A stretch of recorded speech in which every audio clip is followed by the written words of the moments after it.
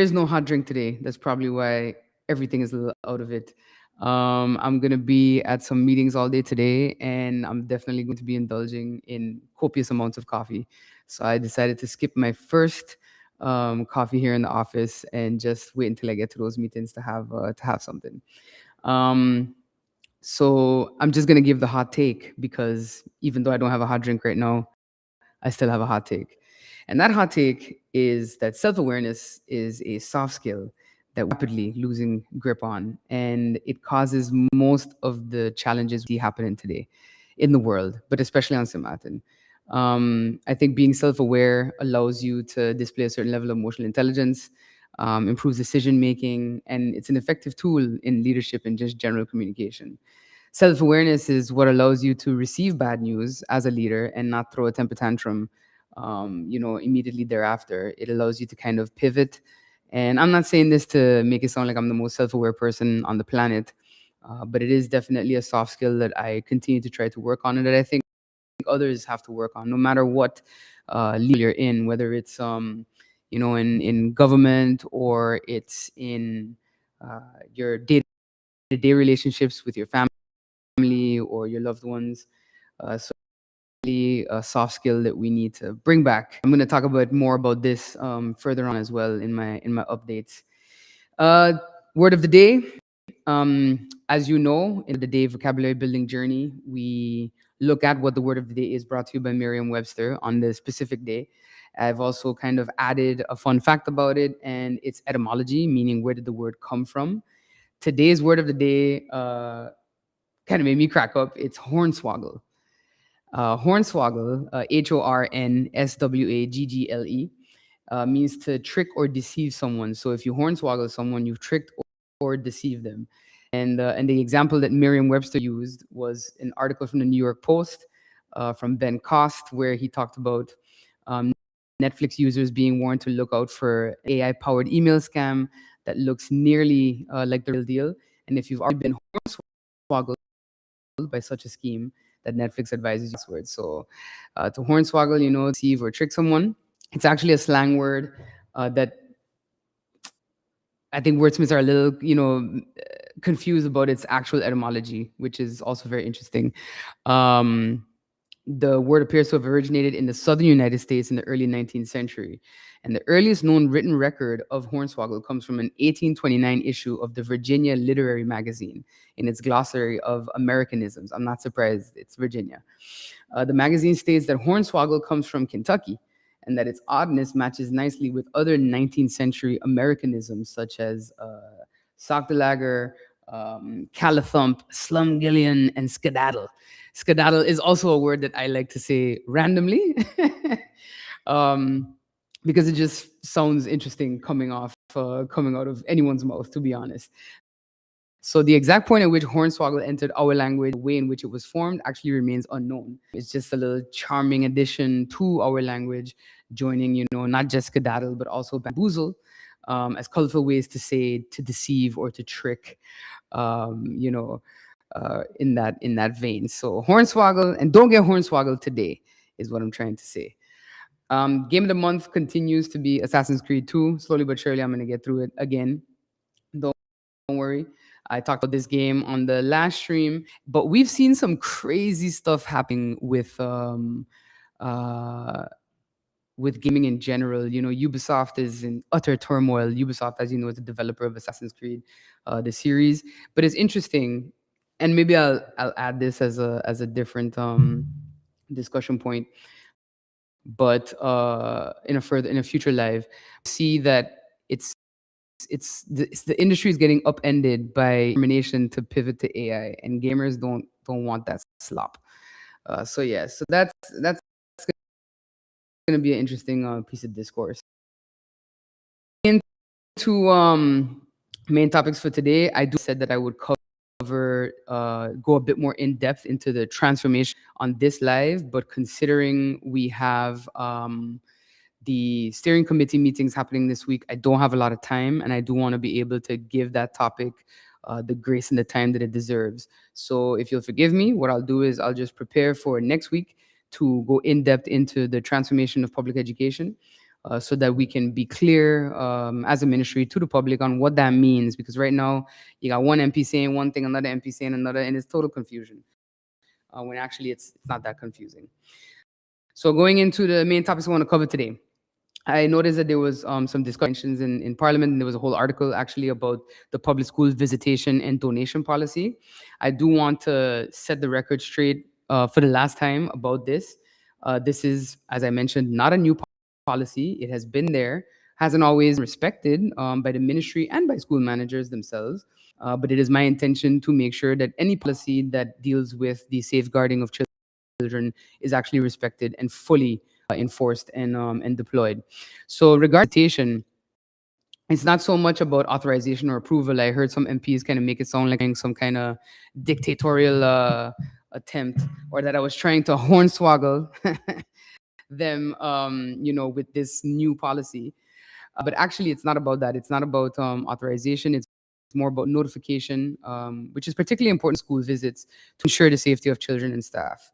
The safety and protection of children and school staff is the responsibility of the ministry. So if there's an incident between a visitor and a student or staff member, the minister, whether it's me or anyone else, is the one that's going to be held responsible and asked, why was this person on premises, if they had prior, permission to be there. The other issue with visitation is also about protection of visitors, from an insurance perspective and in general. If something happens to a visitor, whose responsibility is that? So these are the type of precautions that we've taken. I found it strange because, the Parliament, they were calling it the Roseburg policy as if it was created for one MP. It was not. But I found it strange that MP Irian, who did not know this policy, he held this post as acting minister of ECYS in 2019. While also being Minister of Finance. So I get it. Maybe it was a lot to keep up with, but ultimately, it's not a new policy. It has always been there. I also want to touch a bit on the donations component of it. Soft component donations, for example, painting, books to a library, etc. I think they've always been acceptable once they're routed through the proper channels. For example, when myself and Marvio were members of 4C Foundation's board, we had an opportunity to donate basketballs and soccer balls to Marie Genevieve de Weaver primary school. We, at the time, went through Division Public Education, as well as the minister at the time, which I believe was Minister Samuel, to let them know that this was happening. And then we went and we handed over the basketballs and the soccer balls just fine. There was no questions asked about why we were there or anything like that, because the minister and Division of Public Education were both aware going to be on the premises. I want to make it clear as well, infrastructure upgrades, as I said to, I think it was early in my term, I had a conversation with MP York about the same Marie Genevieve de Weaver School. Infrastructure upgrades are never going to be allowed as donations. For one main reason: if something isn't done properly, or if an infrastructure project fails, the responsibility lands at the foot of the minister, not at the donor. Nice to want to do these things, but if you go ahead and do them and there's no control, there's no actual planning on the ministry's part, and something goes wrong, it's not you that's going to be dealing with the fallout. It will be me, and it will be whoever sits in this seat after me. So I think it's important to keep that in mind, that you ultimately can want to do a nice thing, but you're not the one responsible. Finally, I also want to say, because I know some persons try to make it sound like it's political, etc., but I actually have informed my own coalition and party colleagues about this policy. There's a distinct difference as well, I think, and I've spoken about this before. When members of parliament or ministers do anything in a public school, particularly when you post images of these things, there is a line that has to be respected. In this capacity, you actually have the power to change things, from a legislative perspective and from a budgetary perspective. And I think throughout my pre-political career, you witness public education being used as a sort of political football, and no one actually takes measures to improve it.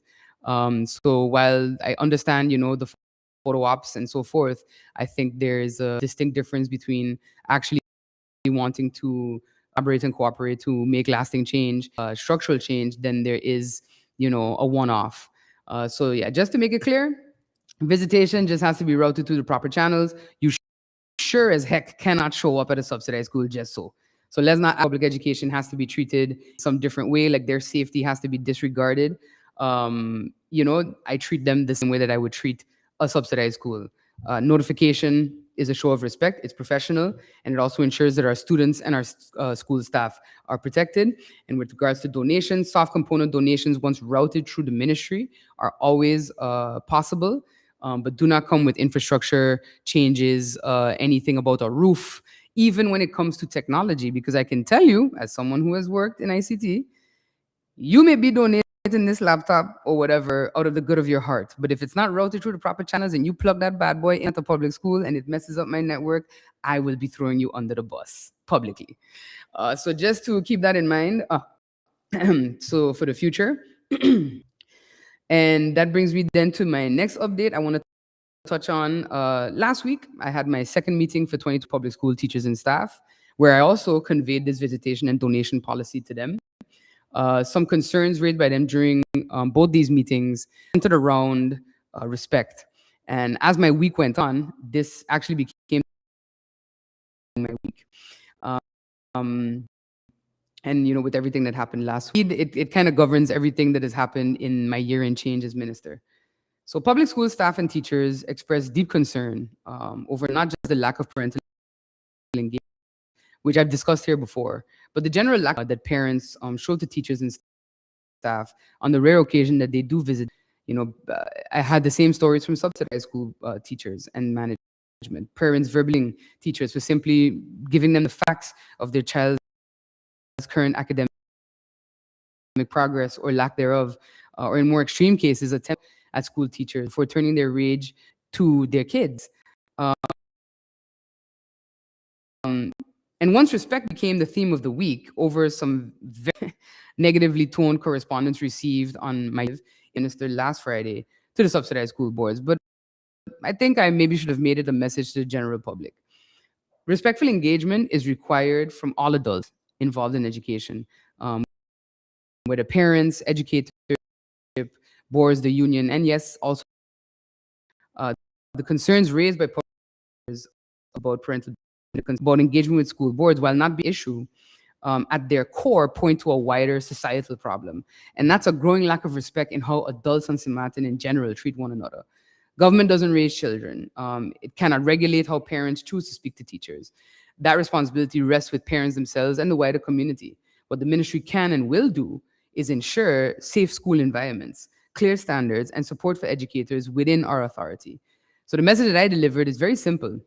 Improving education requires accountability, respect, and responsibility from everyone, not the assumption that government alone can correct every societal failing. So I think that's important to note that a society is not built by a government. It is built by the people existing in it and operating in it. So I think that's important to keep in mind, that the solution doesn't always have to come from this office or any other office in this building. Sometimes it comes from persons simply choosing to be decent human beings, to engage with adults as if they were adults, and to give respect in order to earn respect. I think a lot of times we have that, well, I ain't gonna give it until I get it. Then you're never gonna get it, actually. The only way you're going to motivate people to give it is if you give it first. And I try to be respectful in all my communications. And respect doesn't mean that there's got to be any tone policing going around, because sometimes you really do have to kind of let persons know with your intonation that they're taking the mickey right now.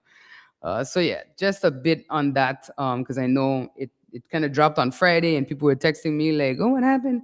All I need to say though is that who the message was meant for should have received it. I hope they did.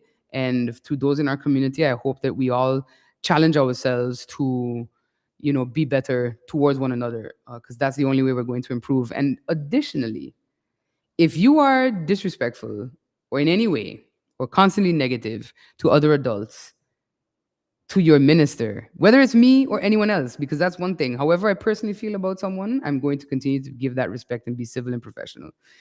What do you expect kids to do?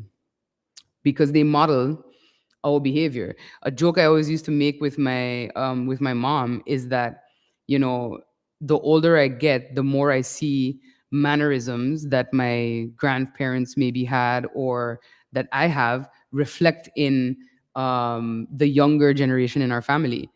I have a tendency sometimes where I sit and I have like one hand here or one hand here. My grandmother used to do that. So I started doing it. And now the younger kids that are around me in my family start doing it as well. So we model behavior from adults. So if adults are brawling and cussing, I'm not too certain what we expect children to do. So before you look to me to fix bullying in schools, to fix violence in schools, and children treating each other poorly, first look in the mirror and then let's see how we can solve it together. And that's pretty much what I want to say on that. And as I mentioned, this week we have Steering Committee Week. So, Steering Committee Week is meetings with the NRPB, government, and the World Bank on the Simatin Trust Fund. There are a few projects, programs that are running that involve the Ministry of ECYS. That is the ERP1 program, which includes the school gyms and sports facilities repairs, and also the Fostering Resilient Learning Program, FRLP, which includes the Sister Marie Laurence, St. Martin Library, Charles Leopold Bell School, and the MMIS Ministry Management Information System projects. So this week is intended to be very intensive. As soon as I leave here, I'm heading to the first sessions to get critical updates on these projects, to also identify some risks and see how we can, together with the NRPB and the World Bank, mitigate these risks facing these projects. And when I say risks, I mean things like increased costs, inflation. Inflation is, let me tell you, is the mother of all Muppets, guys. I'm sure you've noticed that if you're a person that ships a lot, shipping costs have increased. So it can get pretty chaotic, especially when it comes to large-scale construction projects. So we're just trying to make sure that we have done what we need to do to have all of this mitigated as best as possible. So then I will also provide an update once steering committee week is done on where we are with these projects, as I usually do in the live. And then next week, just to look ahead a bit, we have the strategic planning session for the ministry. So to develop the ministry's 2027 to 2037 strategic plan.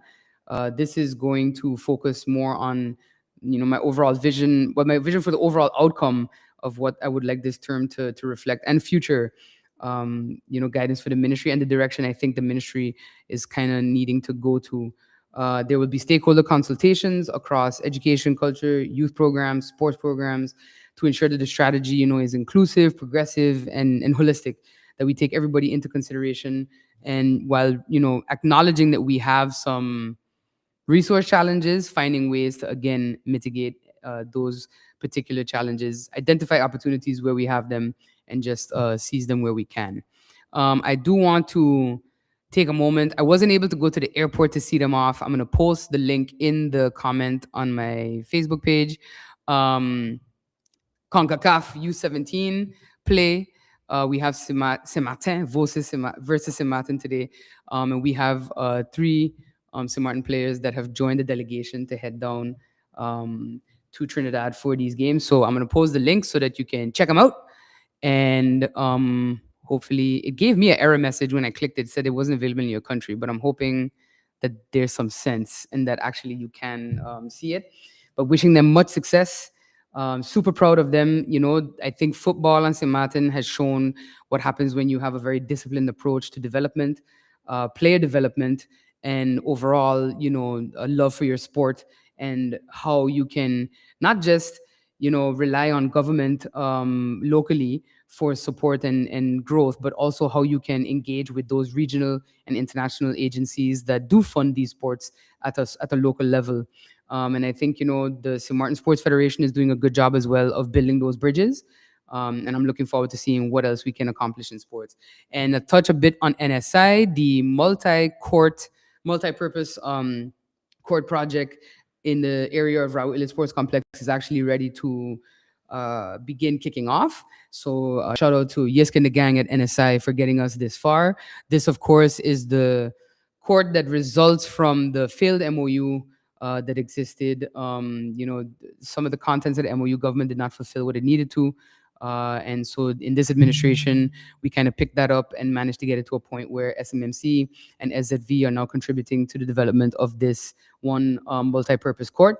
But I know it's going to be a great project nonetheless. NSI always has a good plan for how we can utilize the resources we do have to maximize the benefit and the outcome for sports in general. So that's some good news coming out of there.